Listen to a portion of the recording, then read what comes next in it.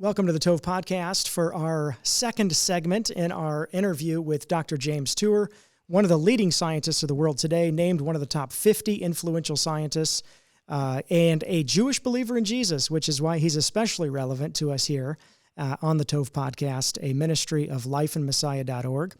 By the way, if you've not yet gone over to the Life and Messiah website, check out the wonderful work that God is doing through our staff around the globe at lifeandmessiah.org.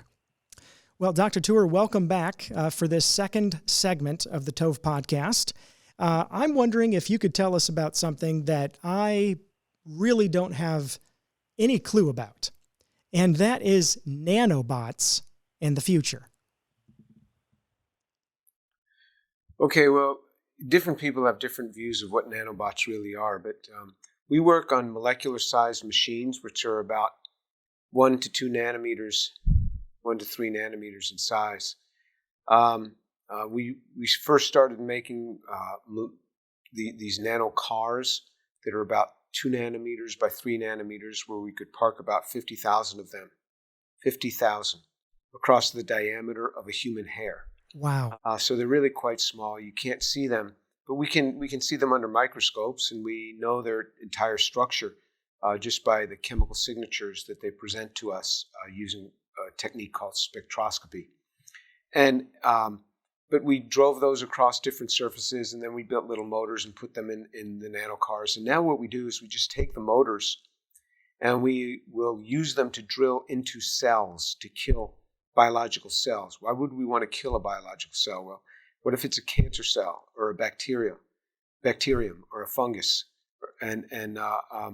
and we wanted to kill it? So that's what we do, and we go ahead and do these sorts of things to try to move these along in medicine. So for us, they're working quite well. We have several projects going in cancer, antibacteria. We're coming out with paper on to fungicides to kill fungi, and so this is what we're using them for. People worry sometimes that these are going to get away from us and be uncontrolled. But what happens is for us, the way we build these, it allows us to really kill things that antibiotics aren't killing anymore, for example. And there's 10 million people a year slated to be killed by bacteria, and by the year 2050. So I tell students, when you're my age, it's going to make COVID look like a walk in the park. Oh, wow. Unless we learn how to kill bacteria. So that's what we're learning how to do, and really quite well. And so this is a mechanical action. It drills into the cells. The cells cannot build. They don't build mechanisms against this because it's not a chemical mechanism. Just like you can cut things out with a scalpel, it just drills right into them. It's a mechanical effect. And so what we do is we use these sorts of effects. So we really try to go beyond what's been done before. Now, these can't get away with us from us because we, first of all, they're designed to go to a specific cell type, but then also they have to be activated by a very intense light source. It's not something that you'll get from under the sun. It's not something you get by walking under typical lamps.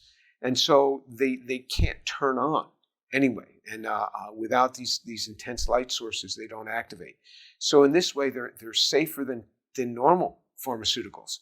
And then within a few hours, they're cleared from the body anyway, by normal wow.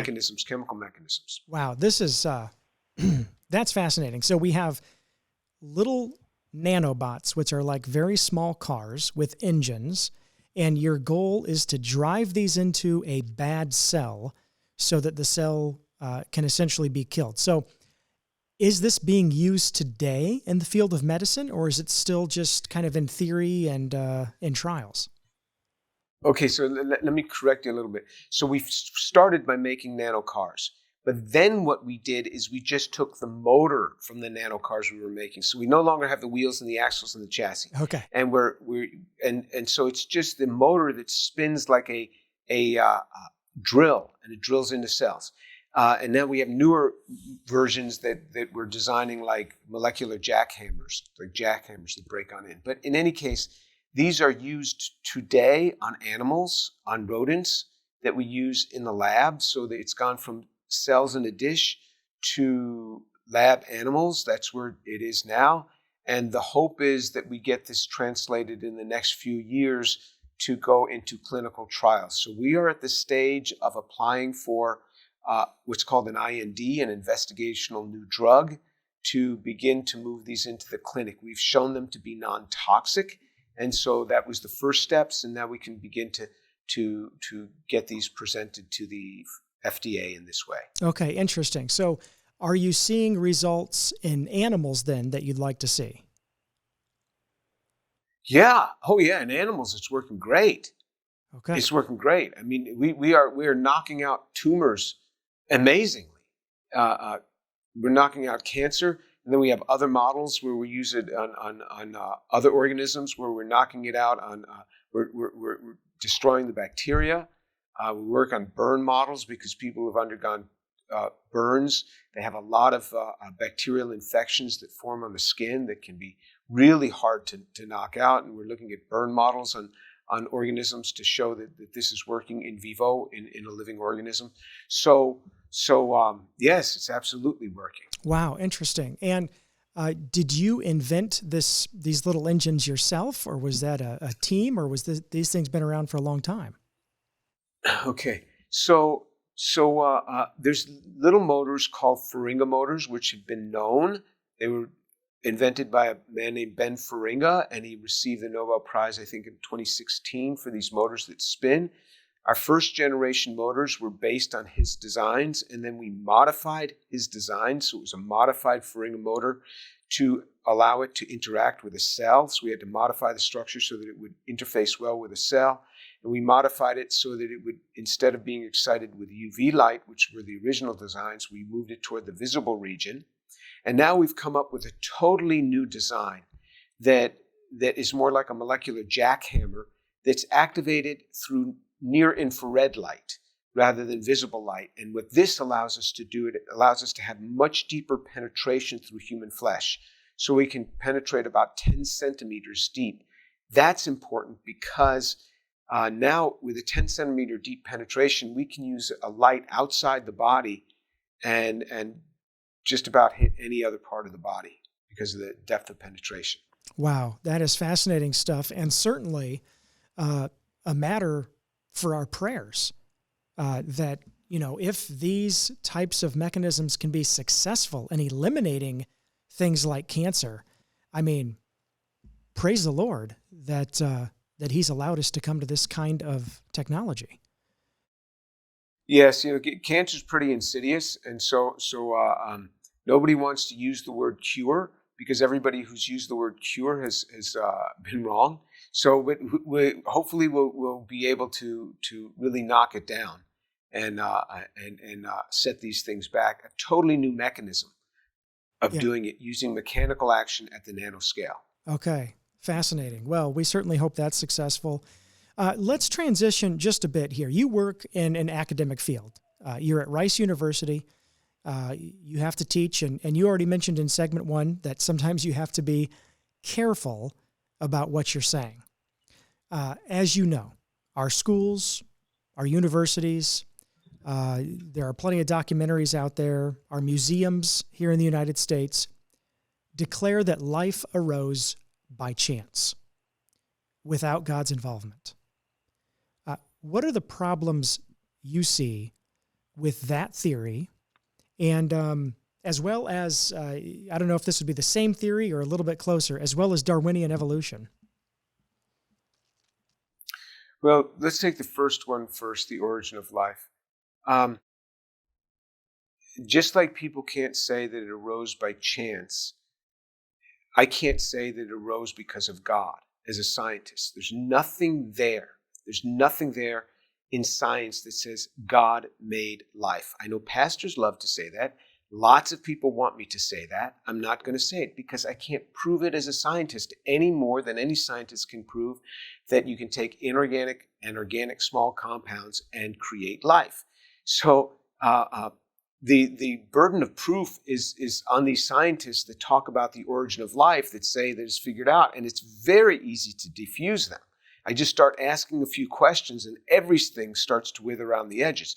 Nobody has ever made the 4 basic components that are needed for life in a prebiotically relevant manner, meaning using chemistry that would be available on an early Earth, because you have to make these compounds in a homochiral form. They have to have one-handedness, one mirror image and not the other. And so you have these 4 classes of compounds. You have the lipids, you have the nucleic acids, which are RNA and DNA, you have the sugars, and which are carbohydrates, and you have the peptides, which are proteins, which come from amino acids. So nobody's ever made cleanly the 4 classes of chemicals, and then polymerizing them together. Nobody's ever polymerized them together either. So the 3 of the 4 classes have to be made into polymers. Lipids don't, but the other 3 classes do.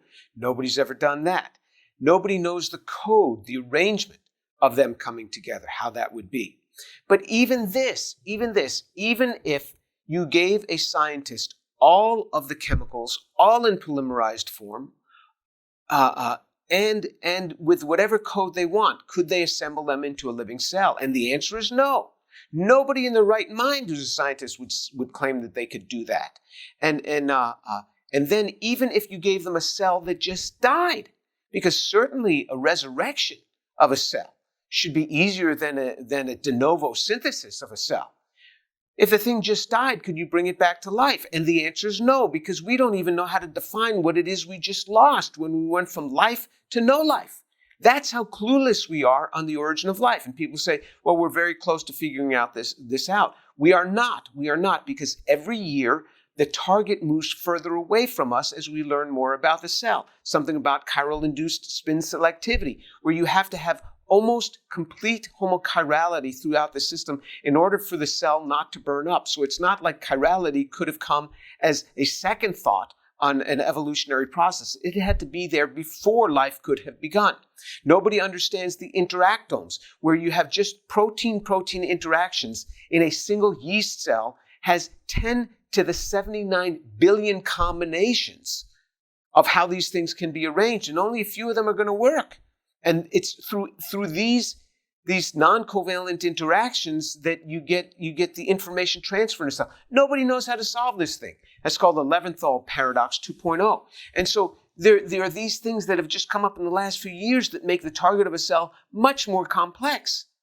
So the people who understand what I'm talking about, that work in the origin of life area, don't like to discuss this with me because it's very easy to diffuse their arguments. So we have no idea where life came from. Now getting to your second question, Darwinian evolution. And in fact,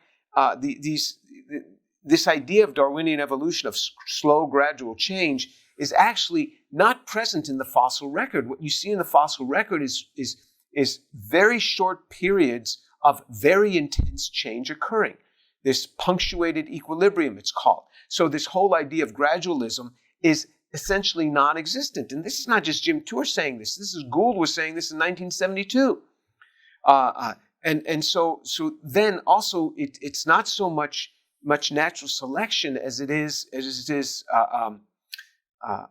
neutral drift. Neutral drift are the small changes from parent to offspring, their offspring to their offspring, and so forth. And these are these small changes, and this theory of universal common descent. So even the definition of Darwinian evolution has changed to go to a non-Darwinian type explanation. But even with that, you can see small changes. You see small changes all the time. We can see it in our own lab working with organisms. But you never see gross body plan changes. You never see one system changing into another. You never see a visual system changing into an auditory system. And they'll present to you the immune system. The immune system modifies based on what's presented to it, but it never changes from being an immune system. It doesn't change into a digestive system. You never see system level changes. You never see gross anatomical changes like body plan changes. And because these things take many, many changes occurring at the same place in the same time. So it's very hard to understand these things. People would say, well, we're 98% the same, 99.9% the same as a great ape. Well, if you look at 1.5% of the DNA, that is the case. But if you look at the other 98.5% of the DNA, which formerly was called junk DNA, but it's no longer called that, is now called intergenic DNA. There you see gross changes between human beings and the apes. Many changes that have regulatory function. So the mystery is in what was formerly called junk DNA that people ignored.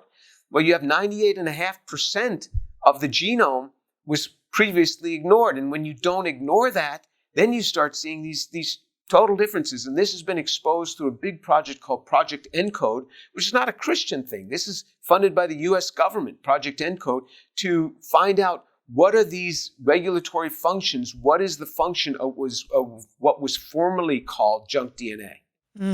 That is fascinating.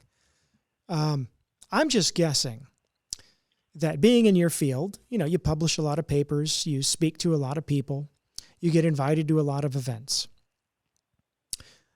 Are you looked at differently in the scientific community? And if so, how does that play out? Yes, I think I am looked at differently in the scientific community. And when people start talking about origin of life, they change the way they speak when I enter the room. They become a lot more careful about what they say when I'm in the room because I challenge them on it. And they realize that they can't just wiggle through these things because I'm going to persist. I'm going to ask for the explanation. And so when you come with some silly argument, I'm going to call you out on it. And that just happened recently in a meeting. And so people then speak very differently when I'm around. And do people say things behind my back? I'm sure they do, because people tell me, oh, these people were saying such and such. But look, I take great consolation in the fact that they talked about Jesus and they said things about Jesus. And so that doesn't bother me at all. And in fact, the greatest discoveries that have come by bucking up against the status quo, especially the opposing consensus. The nonconformist has done this, and especially when you look at what the consensus has. The consensus is on very flimsy ground here, very flimsy. And that's why just a few questions, and everybody wants to become silent on this. Fascinating. Well, that reminds me of one of my favorite books that teaches people how to share their faith, and it's called Questioning Evangelism. It's written by a believer, actually a Jewish believer, named Randy Newman. And his whole premise is just to simply ask people questions about what they believe, and instead of just declaring to them a truth, ask questions that erode the shaky or the quicksand that they're standing on. And I love the book, Questioning Evangelism, and it sounds like that's a method you employ. Even in this discussion about, creation and science, because ultimately we can ask people questions that erode the faulty ground that they're standing on, even when it comes to the origin of life or some other stance that doesn't include God. Are you familiar with Randy Newman's book, Dr. Tour? No, I'm not familiar with the book, but that's actually a common strategy within the realm of science, that you challenge just based on asking questions. That's a technique that's been around a long time. Yeah, sure. Well, it's certainly effective in, I guess, the majority of realms. Another question about science here before we conclude. How close are scientists to creating life in the lab? Because, and I think you referenced this earlier, sometimes we're led to believe that it's really close to happening.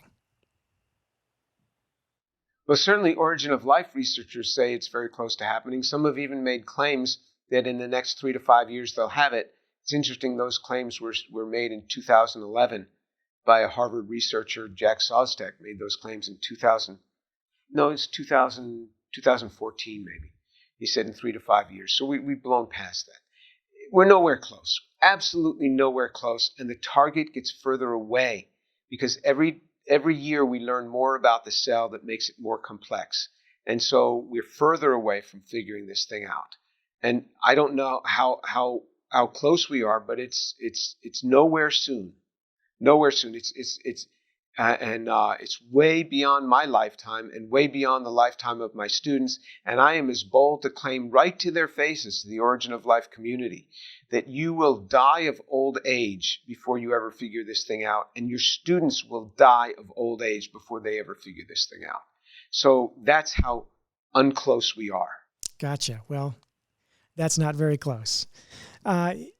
To wrap up our conversation, and I want to thank you again for spending the time with us here on the Tove podcast. I really think our listeners will benefit from not only hearing your testimony in segment 1, but just also hearing that, listen, when we stand on the Bible's claim that God created everything, we're standing on really solid ground, because as you're mentioning, the further we dive into the origin of life, the further away the truth seems to be, the further away that we are from a discovery of what started all this. And to me, that just points to an intelligent designer, which is exactly what the Bible proclaims. And so I think listeners will Go ahead. Can I just say one thing to the folks out there, that if you want to hear why I believe in the physical resurrection of Jesus Christ, that he died, was buried, and rose from the dead.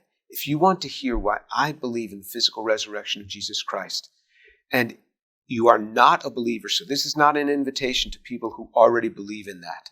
But if you don't believe in the physical resurrection and you want to hear why I believe, I encourage you to reach out to me and I will respond. And usually within the next couple of days of your sending me that email, we'll be meeting by Zoom. I do this all the time with people. You write to me at tour@drjamestour.org. Tour, T-O-U-R, at drjamestour.org. And send me that email that you're requesting the meeting, that you don't believe in the physical resurrection of Jesus Christ, and you'd like to hear why I believe. And we'll have that meeting. And again, this is not for believers, but for unbelievers. And I love to do it, so it's not like you're bothering me. And we get together, and let me tell you why. Well, that is a very generous offer of you, Dr. Tour. We certainly appreciate your offer to meet with those folks. And I'd encourage the listeners out there, if you're seeing this on YouTube or you're listening on Spotify or somewhere else, hey, why not? Why not take Dr. Tour up on his invitation to have a chat about why he has come to the conclusion that Jesus really has been raised from the grave, which is really the cornerstone of our faith, the belief that in his resurrection. Why not take that chance? Why not take that opportunity? Clearly, Dr. Tour is not somebody who just believes anything he hears. Clearly, he is a rational man. He knows science, and clearly, that can go together with a belief in Jesus. Well, Dr. Tour, I want to thank you again for appearing today on the Tove podcast. It's really been a pleasure. Thank you so much. Thank you. And if you'd like to listen to previous episodes of the Tove podcast, I'd encourage you to head on over to lifeinmessiah.org, click on that Tove podcast tab, and you'll find a plethora of Bible teachings and interviews right there. Until next time, shalom. Since 1887, Life in Messiah has helped Christians understand the Jewish roots of our faith and God's ongoing commitment to his people. We teach that anti-Semitism is inconsistent with biblical faith, and we pray for the peace of Jerusalem, which includes her spiritual renewal as well as physical safety. In all we do, our priority is to share the gospel message. Connect with us on Facebook, Instagram, or at lifeinmessiah.org. That's lifeinmessiah.org.